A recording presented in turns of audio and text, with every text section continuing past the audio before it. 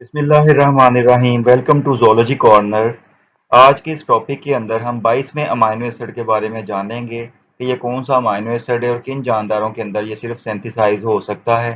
तो जुड़िए रहिए लेक्चर के साथ। और अगर आपको ये इंफॉर्मेशन अच्छी लगे तो आप चैनल को ज़रूर लाइक, शेयर और सब्सक्राइब कर दीजिएगा। तो पायरोलाइजीन है, ये जो है 22nd अमाइनो एसिड इसको कहा गया है। ये 2002 में जो है कुछ रिसर्चर्स ने इसको डिस्क्राइब किया, जिसका नाम उन्होंने पायरोलाइजीन रखा और इसको कहा कि ये 22वां अमाइनो एसिड है जो प्रोटीन के अंदर पाया जाता है। लेकिन अब क्वेश्चन ये है कि ये किन जानदारों के अंदर बनता है।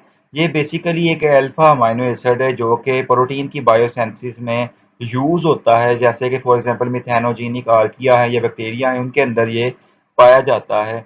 और ये इंसानों के अंदर नहीं बनता या इंसानों के अंदर नहीं पाया जाता है। और ये जो है अमाइनो एसिड बेसिकली अगर इसको हम देखें तो ये इन विवो सिंथेसाइज हो रहा होता है by joining two molecules of L lysine. तो एल लाइजीन जो है, लाइजीन आपको पता है कि अमाइनो एसिड का नाम है।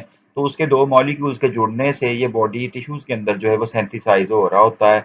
यानी जो बैक्टीरिया वगैरह हैं उनके अंदर ये बन रहा होता है। इसको स्टॉप को डाउन जो है यूएजी वो पायरोलाइजीन को एनकोड कर रहा होता है।